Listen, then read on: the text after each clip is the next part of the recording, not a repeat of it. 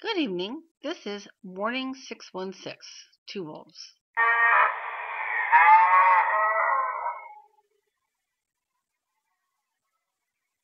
This is Cannon Beach. This is Cannon Beach, Oregon.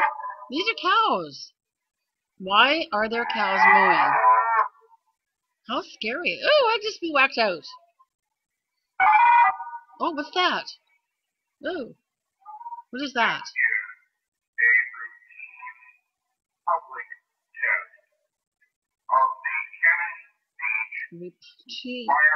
For why?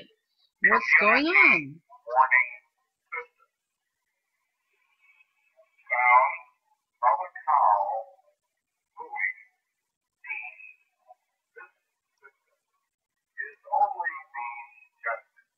The sound of a cow mooing means it's a test.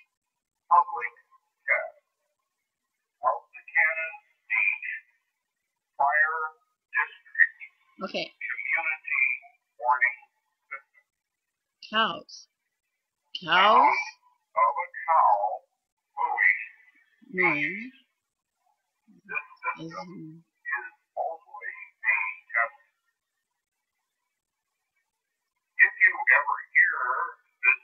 okay. Broadcast is powerful siren sounds. It will be an important announcement for your own safety will follow. If you ever hear a siren and you're at Cannon Beach, then it's a siren. An important announcement for your own safety will follow. You know, Remember. Okay, we'll go on. I'll come back to that at the end. You notice they didn't say tsunami? Because Cannon Beach is what? Oh, yes, a tourist destination. Yes, I am talking about Cannon Beach for a good reason. So if you're there and you hear cows, it may or may not be a real tsunami. It's probably a test, but maybe not. Okay, why am I talking about all of this today? Because of the fact that we are so without good sources of information at this moment. So that means it's very important that we educate ourselves. Now, this is the NOAA National Data Buoy Center. I'm sorry, my screen is just a little bit foreshortened, but just there it is, National Data Buoy Center, NOAA. I recently have done a couple of other videos on this topic, and you know, of course, to go to where else but the Pacific Alaska Tsunami Warning Center website out of Palmer, Alaska. They put it in Palmer for a very good reason, because it's so far from shore and actually high enough elevation, and yet at a very central location, Pacific wide, it was the right place to put that. And they do a wonderful job. Oh, let's look at the buoys. Okay. Again, what we're talking about is self-empowerment, self-empowered shield, self-awareness, and teaching ourselves. Okay, I wanted to show you this on the website tonight. This is current. 1,154 stations are deployed. 884 of them have reported in the last 8 hours. 884 of them have reported in the last 8 hours. So that's all of them that are yellow. Some of these systems belong to other countries. There's other agencies. It's all very interagency. But of these buoys, right, everything in yellow has reported in the last 8 hours. Now look at this. What's that? Beacon 46419, buoy 46419, 300 miles northwest of Seattle. Okay? We've talked about this one previously. This is in the Queen Charlotte's. Now I'm going to take you to someone else's blog, and I will give all due credit. Earth changes and the pole shift. My window's a bit foreshortened, but it's poleshift.ning.com. I will include that with the vid.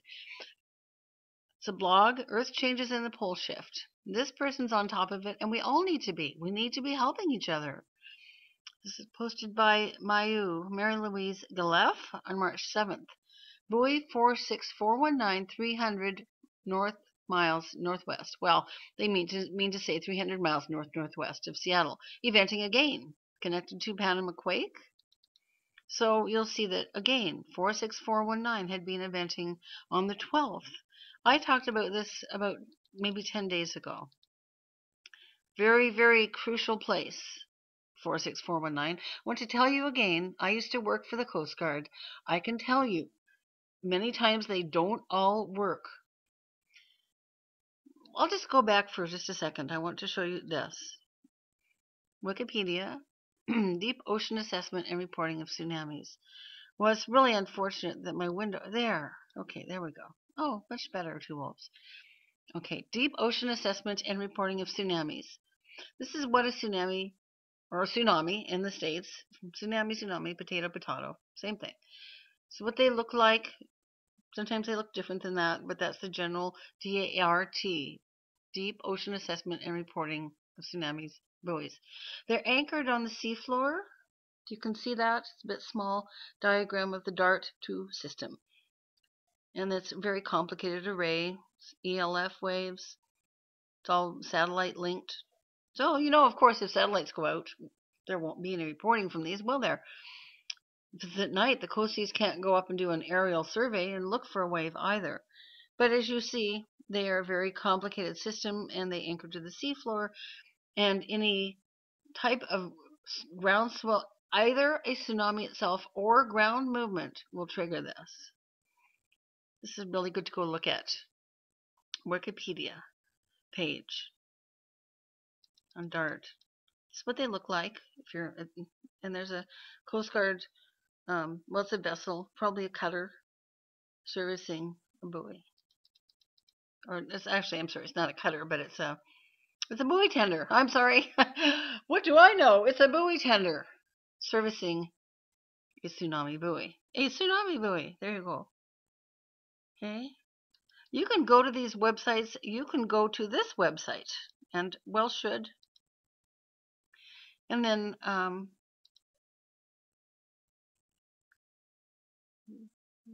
National Data Buoy Center.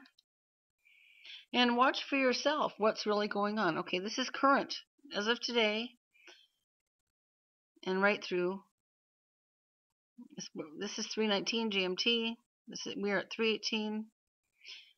You can see that there have been fluctuations. This is eventing. Same buoy. This is what it was doing on the 17th. On the 7th, very marked spike. And I want you to keep a close eye on this if you live anywhere on the coast, especially if you live in BC or Washington State. Watch all of them. Don't rely on the government. Don't rely on your neighbors. Don't rely on YouTube necessarily anymore. That's sad to say. And also know your tsunami siren. Excuse me.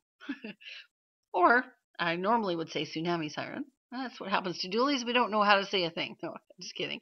Okay, here we go. So seriously, tsunami siren. University of Hawaii. If you are in Hawaii, a lot of the sirens are older. They were originally air raid sirens. Not always true. There's many new styles coming out, but this is one sound you could hear if you were near the University of Hawaii.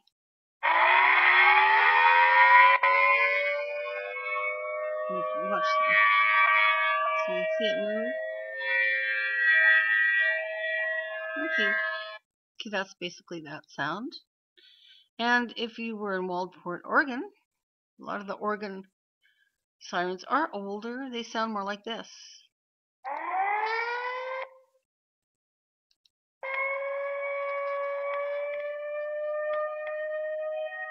Is this siren location?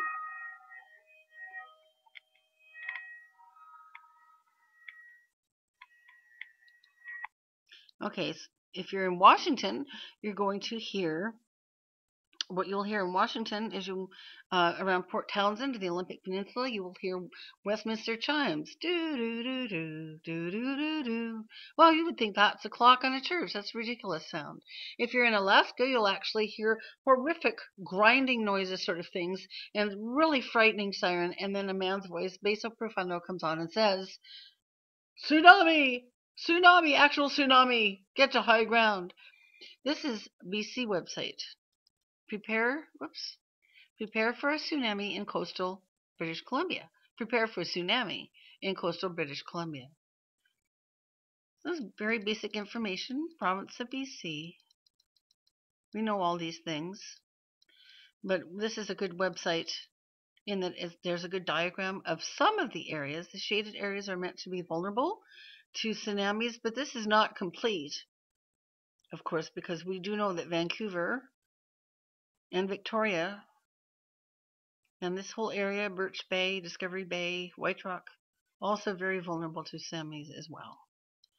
This is a good website if you live in BC because it goes into detail about some of the rural measures. British Columbia Tsunami Warning and Alerting Plan, some of which is done via telephone, interestingly. Okay, I'm going to let you hear one more. Well, we'll go back to this one and finish out with Cannon Beach. So again, the whole purpose of this video is to just encourage people to do your own study about buoys, about sirens, about your local alerting plans, local evacuation and inundation maps. Have at least 3, and that's 3 escape routes planned. Always, always, always. Don't believe local lore that might say, oh, the wave will only be 10 feet high. That's just nonsense. We know better now. I'll finish off with the last of this little video, encouraging you to educate yourself, rely on yourself, rely on spirit, and be safe. And this is Two Wolves Out.